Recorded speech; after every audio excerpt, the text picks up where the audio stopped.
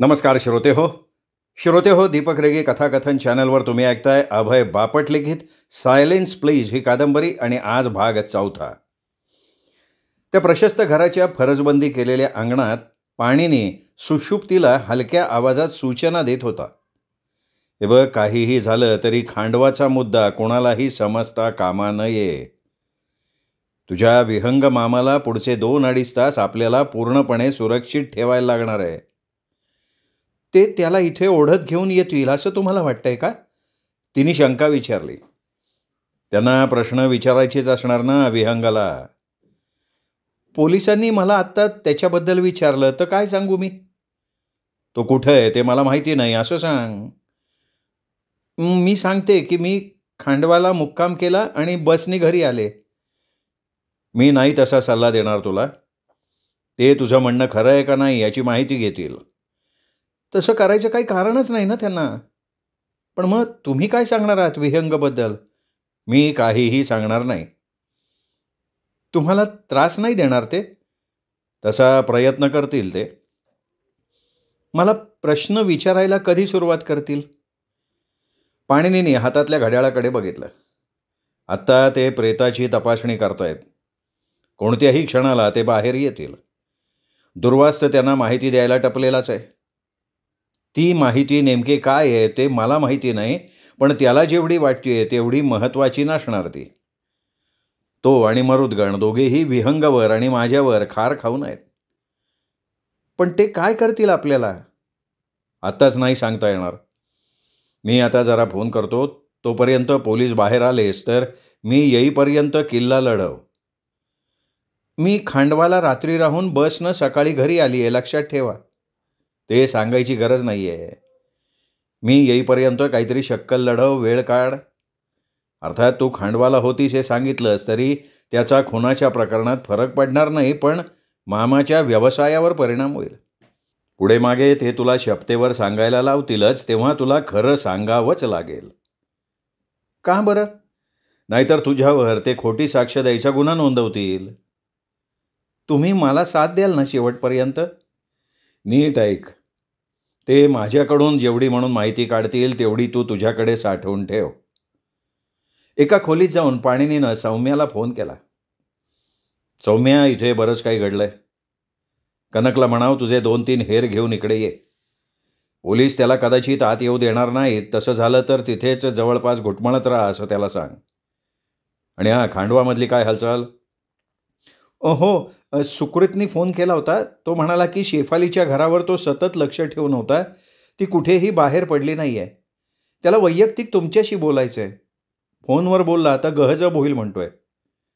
घरावर कोण लक्ष ठेवून आहे आत्ता तिथे? हर्षद. आता त्यालाही सोडायचं आहे ना. मी सांगतो तुला तसं कर. कनकला सांग की त्याच्या खांडव्यामधल्या कुठल्या तरी संपर्कातला हेराला गाठ आणि त्याला शेफालीच्या घरावर नजर ठेवायला सांग. म्हणजे आपल्याला हर्षद आणि सुकृत दोघांनाही तिथून मुक्त करता येईल. तिचे फोटो आणि वर्णन त्या हेराला द्यायला सांग कनकला. ती घरातून बाहेर कधी पडते आणि कुठे जाते याकडे लक्ष ठेवायला सांग. पाणिनी म्हणाला आणि पुन्हा सुषुप्तीला भेटायला बाहेर आला. विहंग मामाचं लग्न व्यवस्थित पार पडावं म्हणून तुम्ही फोनवर बरेच विषय मार्गी लावताय ना. तुम्ही खरंच हुशार आहात. त्याचं लग्न लागलं ना तर दोघेही एकमेकांच्या विरोधात साक्ष देऊ शकत नाहीत ना कायद्यानं. पाणिनी काही उत्तर देणार तेवढ्यात त्याला इन्स्पेक्टर होळकर येताना दिसला. तुम्ही मामाची साथ द्याल ना शेवटपर्यंत? त्याने झोपेत असताना खून केला असेल तर मी त्याला वाचवण्याचा टोकाचा प्रयत्न करीन. पण त्यांनी सुजाणतेपणी खून केला असेल तर मी त्याला सांगेन की बाबा तू तुझा दुसरा वकील बघ. कोण ठरवणार की त्यांनी केलेला खून सुजाणतेपणी आहे का अजाणतेपणी? ते मी ठरवणार. पण तुम्ही घाईघाईत नाही ना ठरवणार? मला वचन द्या तसं. काळजी करू नकोस. मी कधीही अविचार करत नाही. आणि आता गप्प बैस. पोलीस आपल्याकडे येत आहेत. असं दिसतंय पटवर्धन की तू या मुलीला काय बोलायचं कसं बोलायचं याच्या सूचना देतोय तू. त्यांच्या जवळ येत इन्स्पेक्टर होळकर म्हणाला. अनेकदा दिसतं तसं नसतं इन्स्पेक्टर होळकर. मग तू इथं काय करतो पाणिनी? मरुद्गण आणि विहंग यांच्यातला एक करार होण्यासाठी मी तडजोड करायला आलोय. आणि विहंग खोपकर कुठे आहे ते मी नाही सांगू शकणार. शकणार नाही का सांगणार नाही? दोन्ही. का बरं? माझ्या अशिलाचा विश्वासघात होऊ नये म्हणून. फालतूगिरी. तुला तसं वाटतंय. या बाबतीत आपलं कधी एकमत होऊ शकणार नाही आणि हे मी तुला वारंवार बोलूनही दाखवलंय. अजूनही मला विहंग खोपकर कुठे आहे याचं उत्तर मिळालेलंच नाहीये. तुला अजूनही दुसरे मार्ग आहेत की. इन्स्पेक्टर होळकर सुषुप्तीकडे वळला. तू त्याची बादशी आहे ना? हो. कुठं आहे तुझा मामा? मी नाही सांगू शकणार. इन्स्पेक्टर होळकरचा चेहरा रागानं लालबुंद झाला. तुम्ही दोघंही घरात चाला. हॉलमध्ये बसा. मी सरकारी वकिलांना निरोप पाठवलाय. सुषुप्ती, तू त्याला वस्तुस्थिती सांगायला हवी होतीस. मी नाही सांगू शकत. एवढं बोलून पाणीनी तिला घेऊन घरात गेला. समीरन भोपटकर नावाचे सरकारी वकील कोणत्याही क्षणी येतील. मला काही प्रश्न विचारायचे. मयत व्यक्तीचं नाव काय? दुर्वासनं हात वर केला. मी वकील आहे. माझं नाव दुर्वास. मला बऱ्याच गोष्टी माहिती आहेत. मयत व्यक्तीचं नाव काय? इन्स्पेक्टर होळकरनं पुन्हा विचारलं. मृत व्यक्तीचं नाव राजे असं आहे आणि विहंगचा तो सावत्र भाऊ आहे. मरुद्गण म्हणाला. तुम्ही कोण? इन्स्पेक्टर होळकरनं त्याला विचारलं. मी मरुद्गण. मी विहंगचा भागीदार आहे. सिहोर इथे माझी कंपनी आहे. इथं काय करतोय तू? विहंग बरोबर काही व्यावसायिक तडजोडी करायच्या आहेत. हे माझे वकील आहेत, दुर्वास. पाणिनी पटवर्धन तुझ्याच बरोबर चर्चा करतोय ना? पटवर्धन हा विहंग खोपकरचा वकील आहे. काल रात्रीपासून इथे या घरात राहायला येतो. त्यांनी त्याच्याबरोबर डॉक्टर खेरना पण राहायला आणलं इथं. मग डॉक्टर कुठे आहेत? त्यांना महत्त्वाची केस होती. त्यांना थांबणं शक्य नव्हतं. अर्थात त्यांना कधीही बोलवून घेता येईल. पाणिनी म्हणाला. कुणाचा तरी खून झाला हे पटवर्धन, डॉक्टर आणि सुषुप्तीला माहिती होतं. पण कुणाचं ते नक्की माहिती नव्हतं. ते सारखे आसपास फिरत होते. त्यांना वाटलं की माझाच खून झालाय. तुला कसं कळलं की खून झालाय कोणाचा तरी? इन्स्पेक्टर होळकरनं पाणिनीला विचारलं. नाही, मला नव्हतं कळलं, पाणिनी म्हणाला. तेवढ्यात बल्लव एका माणसाला घेऊन आत आला. हे बघा, आले समीरन भोपटकर. आता ते सगळ्याचा ताबा घेतील. मी काम सुरू करण्यापूर्वी जरा इन्स्पेक्टर होळकरांच्या बरोबर बोलून घेतो. आपल्या ब्रीफकेसमधनं वही बाहेर काढत समीरन भोपटकर म्हणाला आणि इन्स्पेक्टर होळकरना कोपऱ्यात घेऊन गेला. दोघांची हळू आवाजात काहीतरी चर्चा झाली. बरं, आता सांगा, तुमच्यापैकी कोणाला काल रात्री काही संशयास्पद आवाज किंवा हालचाल जाणवली का? समीरन भोपटकरनं विचारलं. दुर्वासनं जरा खाकरल्यासारखं केलं आणि समीरन भोपटकरचं लक्ष आपल्याकडे वेधून घेतलं. ती महत्त्वाची माहिती आहे. ती महत्त्वाची माहिती मी तुम्हाला नेमकेपणानं देऊ शकतो. बरं, तुम्ही कोण? मी दुर्वास, वकील आहे मी. बरं, सांगा. मध्यरात्रीनंतर थोड्या वेळानं मला जाग आली. कारण कुणीतरी हलक्या पावलांनी फ्रेंच विंडो जवळून जात असल्याचा भास झाला मला. माझी झोप फार सावध आहे. माझा अंदाज आहे की चालणारी व्यक्ती अनवाणी असावी. मग तू काय केलंस? माझ्या खोलीवरून पुढे जाणाऱ्या आकृतीची झलक मला दिसली.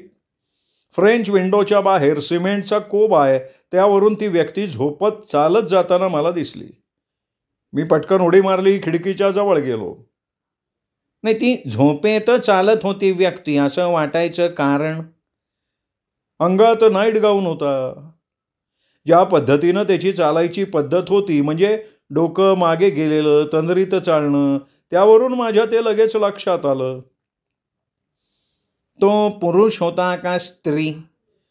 आता असं बघा, ती पौर्णिमेची रात्र होती, त्यामुळे माझ्या प्रश्नाचं उत्तर द्यायची घाई करू नका हो. त्या माणसानं काय केलं ते आधी सांगा. झोपेत चालत असताना एका टेबलाला अडखळला, पण नंतर उत्तरेकडच्या दारानं बाहेर पडला दिसेनासा झाला. हे सगळं तू स्वतः पाहिलंस? एकदम स्पष्टपणे. वेळ कशी निश्चित केलीस? माझ्या कॉटवर असलेलं घड्याळ बघून. काय वेळ होती ती? रात्री 12:15च्या सुमाराला. हो, 12:15च्या सुमाराला. दुर्वास म्हणाला, त्यानंतर नाही मला झोप लागली." "बरं, तू सुषुप्ती आहेस?" भोपटकरनं सुषुप्तीला विचारलं. "हो." "तुला काय माहिती आहे यातलं?" "काहीच नाही." "तुला तुझ्या खोलीत कोणी येताना दिसलं का?" "नाही." "तुझं दार आतून लॉक होतं का नव्हतं?" "लॉक होतं." "कुणाचा तरी खून झाल्याचं तुला सकाळी माहिती होतं?" "नाही, अजिबात नाही." "काल तू तुझ्या खोलीच्या बाहेर पडली होतीस?" "त्याचा या प्रकरणाशी काही संबंध नाही आहे." "बरं, विहंग खोपकर कुठे आता?" "ते पटवर्धनला विचारा. ते त्याला माहिती आहे असं वाटते मला." इन्स्पेक्टर होळकर मध्येच म्हणाला. "तो व्यावसायिक कामामुळे गैरहजर आहे, पण त्याचा इथे घडलेल्या घटनेशी काहीही संबंध नाही." "तो परत कधी येईल?" "आज रात्री उशिरापर्यंत येईल, नाहीतर फार तर उद्या सकाळी." "आत्ता कुठे आहे तो?" "व्यावसायिक कामामुळे गैरहजर आहे तो." पाणिनीनं तेच उत्तर पुन्हा दिलं. "पटवर्धन, मला इकडे तिकडे घुमावण्याचा नका प्रयत्न करू. हा खुनाचा मामला आहे आणि मला विहंगला प्रश्न विचारायचे आहेत."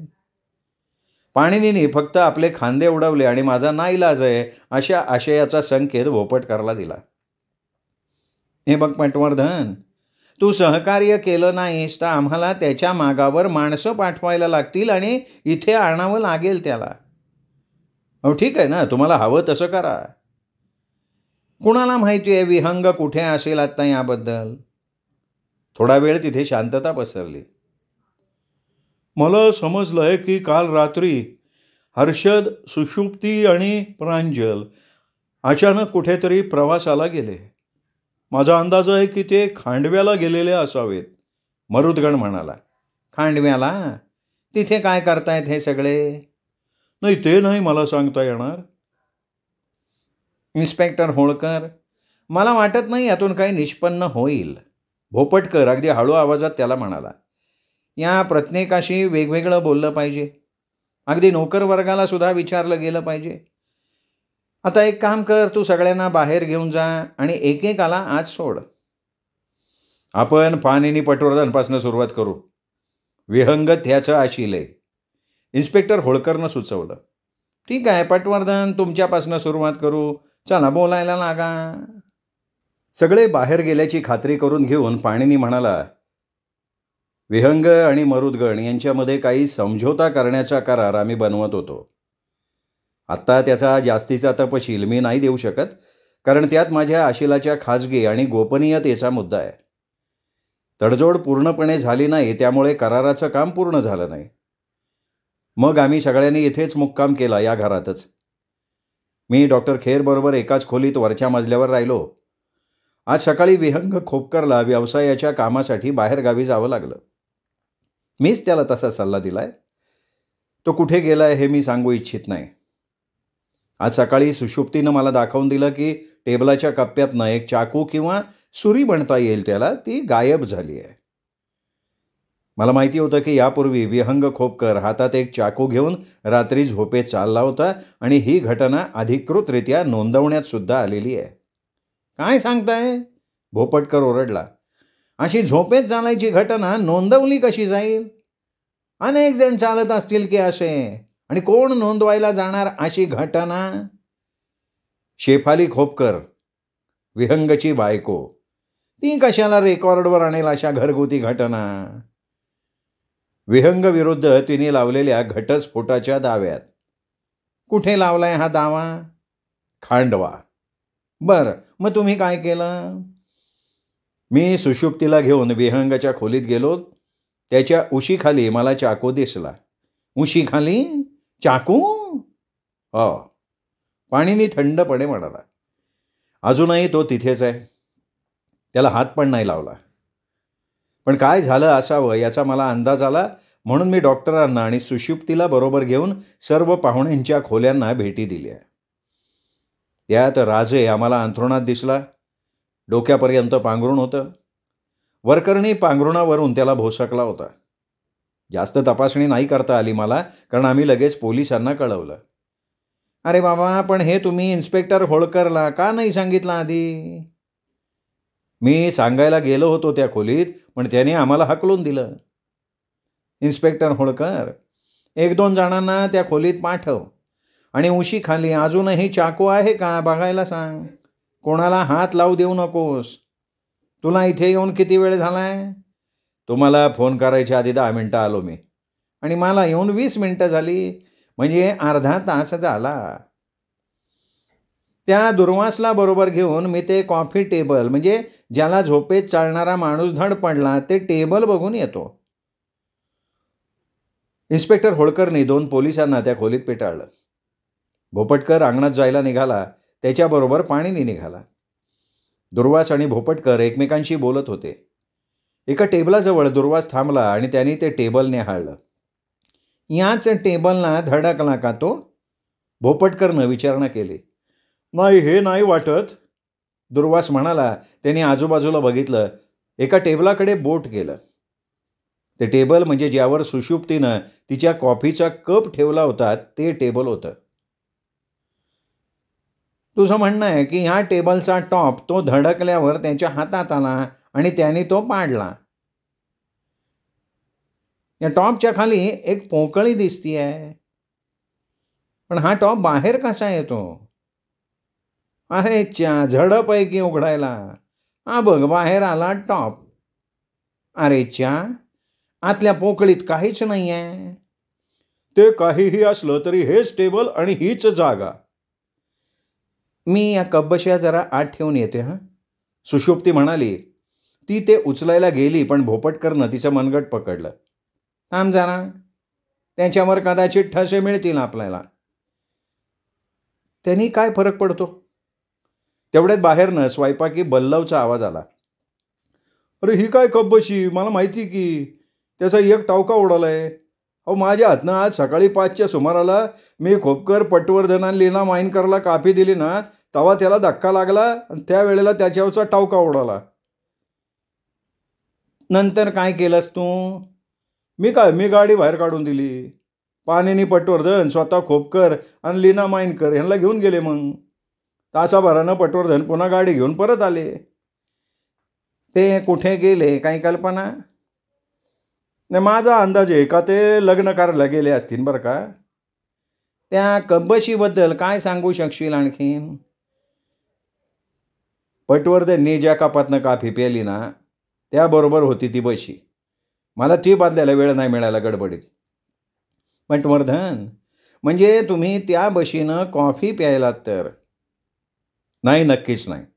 नाही, मी जेव्हा बाहेर जात असतो ना, तेव्हा कधीच बशीत कॉफी पित नाही. म्हणजे बशीनंच प्यायलात असं नाही हो, बशीत ठेवलेल्या त्या कपानं प्यायल्या असाल. तुम्हाला अगदी क्लिष्ट आणि तांत्रिक भाषेतच विचारावं मी असं वाटत असेल तर तसा अर्थ घ्या. बल्लव तसं म्हणतोय. वैयक्तिक मला सगळेच कप सारखे वाटतात, पण मी कबूल करतो की मी कपानी प्यायलो कॉफी. मग काय केलं तुम्ही? माफ करा, मी जरा मध्ये बोलतो. बल्लव म्हणाला. पटवर्धन आहेत ना, त्यांची कप बशी घेऊन तिथून दुसरीकडे गेले असावेत.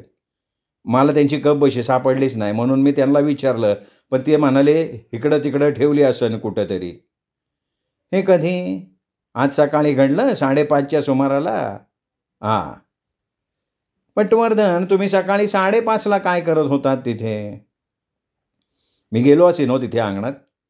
काही एवढं लक्षात नाही माझ्या. तुम्ही ती कपबशी टेबलाच्या टॉपच्या खाली ठेवली? नाही. मग कोणी तिथे ठेवली तुम्हाला माहिती आहे? मला वाटतं तुम्ही राईचा पर्वत करताय. खुनाचा तपास करण्याऐवजी तुम्ही कप आणि बशीचा किती बाऊ करताय.